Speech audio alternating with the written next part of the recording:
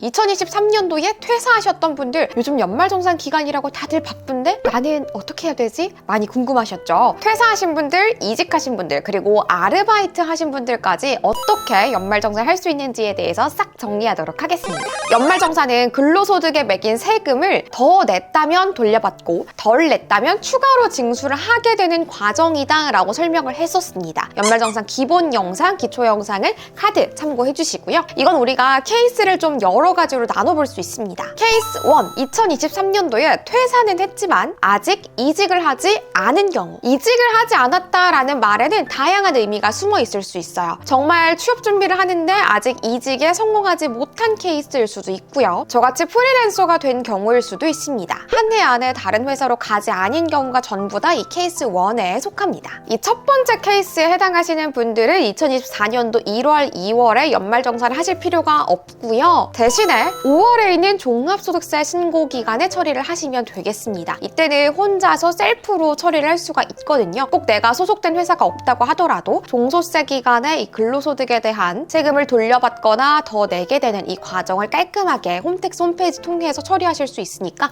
걱정하실 거 없으시고요. 실제로 저도 과거에 퇴사를 하고 나서 이거 어떻게 해야 되나 굉장히 당황했던 기억이 있거든요. 그 다음에 5월에 종합소득세 신고 기간에 처리를 해서 돌려받았었습니다. 보통 연말정산 1월에서 2월을 했을 때에는 돌려받을 게 있을 때 3월쯤에 돌려받게 되거든요. 만약에 5월 종합소득세 신고 기간에 처리해서 돌려받을 게 있게 된다면 6월쯤에 내 통장에 띵동 돈이 꽂히게 될 겁니다. 케이스 2, 2023년도 한 해 안에 퇴사와 이직을 모두 성공한 경우 상황을 두 가지로 나눌 수가 있는데요. 이때는 내가 지금 다니고 있는 B 회사에서 그 전 회사인 A 회사에 대한 관련 연말정산까지 한꺼번에 처리할 수가 있습니다. 예를 들어 제가 삼성을 다니다가 LG로 이직을 했어요. 그러면 지금은 LG 소속이잖아요. 전 회사인 삼성에 다닐 때의 연말정산까지도 이 LG에서 한꺼번에 처리할 수 있다라는 얘기가 되겠습니다. 이때 전제 조건이 있습니다. 전 회사 삼성에서 제가 원천징수 영수증을 미리 떼왔다는 가정하에 지금 다니고 있는 회사에서 연말정산 처리가 가능한 겁니다. 근데 이게 솔직히 현실적으로 쉽지가 않아요. 내가 퇴사할 때 하하호 웃으면서 퇴사를 하는 경우도 있겠지만 얼굴을 찌푸리면서 좀 안 좋게 끝맺음을 하는 경우일 수도 있잖아요.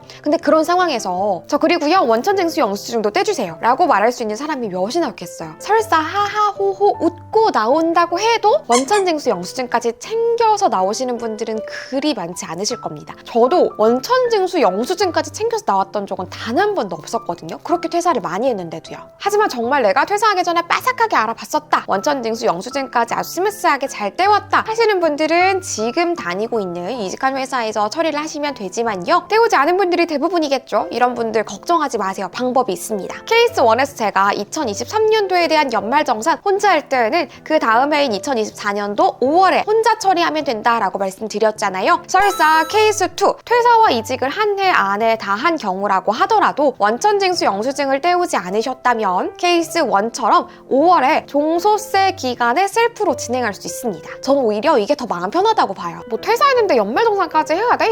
굳이 귀찮게? 라고 생각하시지 말고요. 내가 한 푼이라도 더 돌려받을 수 있는, 꽁돈을 받을 수 있는 기회라고 생각을 하세요. 특히나 우리가 퇴사를 했다는 거는 한 해를 다 채우지 못하고 나왔다는 거잖아요. 이 연중 근로기간이 짧으면 짧을수록 소득이 그만큼 적으니까 또 돌려받을 수 있는 기회가 의외로 더 많을 수도 있어요. 그리고 이 기회 자체를 떠나서 제가 앞 영상에서 말씀드린 것처럼 연말정산을 하지 않는다거나 혹은 과소신고, 일부러 작게 신청을 하게 되면 괜히 나중에 가산세를 물게 될 수도 있으니까 의무라는 거를 꼭 기억하면서 꼭 하시는 거 잊지 마세요. 그리고 아르바이트생 얘기를 빼놓을 수가 없습니다. 저도 대학생 때 아르바이트 진짜 많이 했었는데요. 아르바이트생도 근로를 한 거고요. 이 근로에 대해서 소득을 얻잖아요. 연말정산이라는 게 근로소득에 매기는 세금을 돌려받거나 추가로 내는 과정이라고 했으면 아르바이트생도 포함이 되는 거 아니냐. 특히 이 기간에 대학생분들이 굉장히 혼란스러워 하십니다. 나도 해야 되는 건가? 해야 되는 경우가 있을 수도 있고요.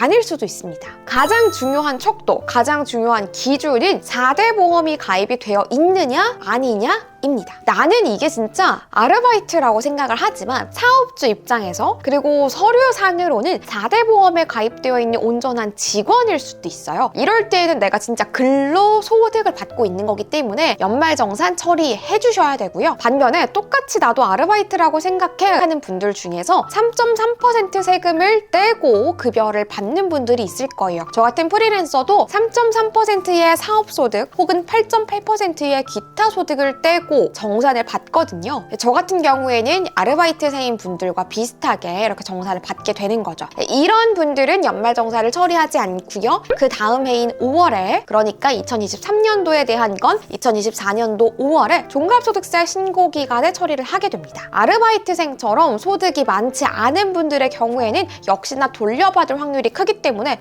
귀찮게 뭐 그런 것까지 해야 돼? 라고 생각하지 마시고 꼭 진행하셔가지고 세금 돌려받을 수 있으셨으면 좋겠어요. 피디님, 근데 저는 4대 보험이 가입돼 있는지 3.3%인지 8.8%인지 뭔지 이거 다 모르겠어요 라고 하실 때에는 나의 고용주, 사업주에게 사장님, 팀장님, 저 4대 보험 가입돼 있는 근로자인가요? 아니면 3.3%나 8.8% 떼고 정산해 주시는 건가요? 여쭤보세요. 급여를 주시는 분들이 가장 잘 아니까요. 요 여부에 따라서 연말정산을 할지 종합소득세 처리를 할지 구분하시면 되겠습니다. 여러분, 요거 제가 설명을 쭉 드렸다고 하더라도 실제로 하실 때는 굉장히 헷갈리실 수 있어요. 126번이 국세청 홈택스의 콜센터 번호거든요. 어떻게 하는지에 대해서 방법도 하나하나 다 안내를 해주시고요. 또 홈택스 홈페이지 들어가 보면 매뉴얼도 다 있으니까 요즘 솔직히 진짜 홈택스 홈페이지 너무너무 잘 돼 있어요. 저는 가면 갈수록 더 편리해져가지고 너무 환영하는 일인인데요. 헷갈린다고, 어렵게 느껴진다고 포기하지 말고 세금 꼭 받아갑시다. 그럼 오늘도 제 영상 봐주셔서 너무너무 감사드리고요. 10만이 얼마 남지 않았습니다. 구독과 좋아요 부탁드려요. 안녕!